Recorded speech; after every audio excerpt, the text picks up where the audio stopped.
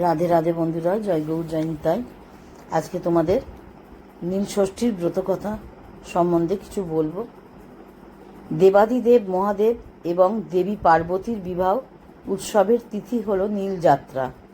নীলকণ্ঠ অর্থাৎ দেবাদিদেব মহাদেব এবং দেবী নীলচণ্ডী বা নীলাবতী অর্থাৎ দেবী পার্বতীর বিয়ে বিভিন্ন আচার অনুষ্ঠানের মধ্যে দিয়ে এই তিথির পুজো সম্পাদিত হয়। রাজা নীলধ্বজ দেবী পার্বতীকে নিজ কন্যারূপে পালন করে এই তিথিতে মহাদেবের সঙ্গে বিয়ে দেন।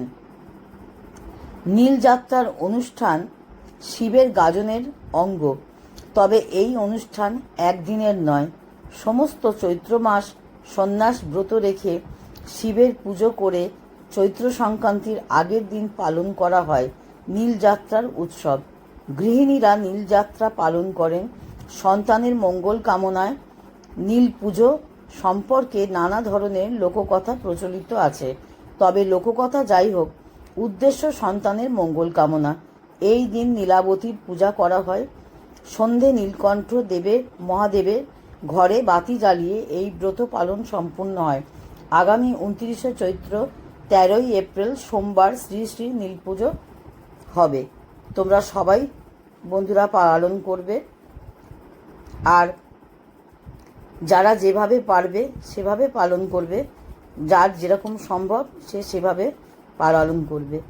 এবার আসি আমরা ব্রত কথায়। বাঙালি নীলষষ্ঠীর ব্রত কথা। বাঙালি গৃহিণীরা নিজের সন্তানের মঙ্গল কামনায় নিরোগ সুস্থ জীবন কামনা করে চৈত্র সংক্রান্তির আগের দিন নীলষষ্ঠী ব্রত পালন করে। নীলষষ্ঠীর আসলে নীলকণ্ঠের সাথে নীলচণ্ডী বা নীলাবতীর বিয়ের অনুষ্ঠান।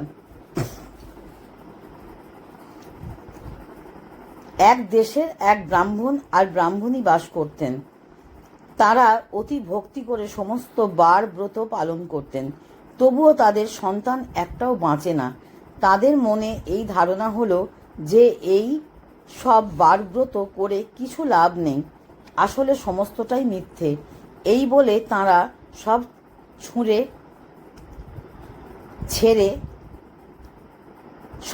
ছেড়ে ছুড়ে দিয়ে দুজনে কাশী চলে গেলেন। একদিন কাশীতে গঙ্গায় দুজনে স্নান করে উঠে ঘাটের উপর বসে মনের দুঃখে কাঁদতে লাগলেন।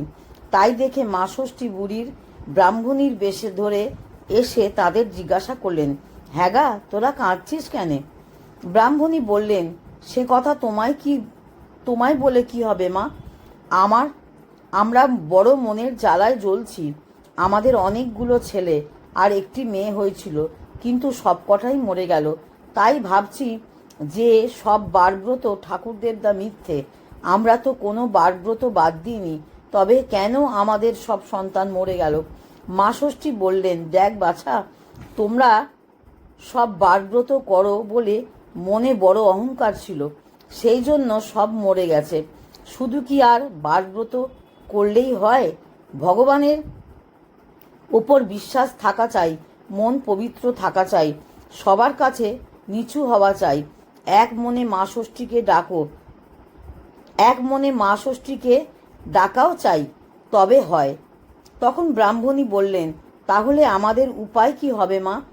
মা ষষ্ঠী জিজ্ঞাসা করলেন, তোরা কি নীলষষ্ঠী করেছিস? ব্রাহ্মণী বলল, সে কি মা, কই, ও ব্রত তো আমরা জানি না। তখন মা ষষ্ঠী বললেন, সমস্ত চৈত্র মাস সন্ন্যাস করে শিব পুজো করবে, তবে সংক্রান্তির আগের দিন সমস্ত দিন উপোস করে সন্ধ্যার সময় নীলাবতীর পূজা করে নীলকণ্ঠ শিবের ঘরে বাতি জেলে দিয়ে মা ষষ্ঠীকে প্রণাম করে তবে জল খাবে। ওই দিনকে ষষ্ঠীর দিন বলে ধরা হয়, ওই দিনকে ষষ্ঠীর দিনও বলে। যারা নীলষষ্ঠী করে তাদের ছেলে মেয়ে কখনো অল্প বয়সে মরে না। এই কথা বলে মা ষষ্ঠী অদৃষ্ট হয়ে গেলেন। তারপর ব্রাহ্মণী দেশে ফিরে গিয়ে খুব ভালো করে নীলষষ্ঠীর পুজো আরম্ভ করল। এরপর তাদের যতগুলো ছেলে মেয়ে হলো সবাই দিব্য বেঁচে রইল। পাড়ার সকলে ব্রাহ্মণীর সুখ দেখে আর ওই নীলষষ্ঠীর ব্রত জানতে পেরে সবাই নীলষষ্ঠীর ব্রত করতে লাগলো। এই ব্রত করে সবারই ছেলেপুলে নীরব হয়ে বেঁচে রইল। এইভাবেই নীলষষ্ঠীর ব্রত সম্পূর্ণ করতে হয়। শেষে নীলষষ্ঠীর ব্রত কথা পড়তে হয় বা শুনতে হয়, যে যেভাবে পারো ব্রত উপবাস করবে, অবশ্যই নিরামিষ আহার করবে, হ্যাঁ, অন্ন খাওয়াবে না, ময়দা খেয়েও উপবাস করতে পারো। আজকে এই পর্যন্ত। সকলে ভালো থাকো, সুস্থ থাকো, ভিডিও দেখতে থাকো, সঙ্গে থাকো, চ্যানেলের পাশে থাকো। যদি ভালো লেগে থাকে চ্যানেলটা সাবস্ক্রাইব করে পাশে থাকবে, লাইক শেয়ার করবে। রাধে রাধে, জয় গৌর, জয় নিতাই।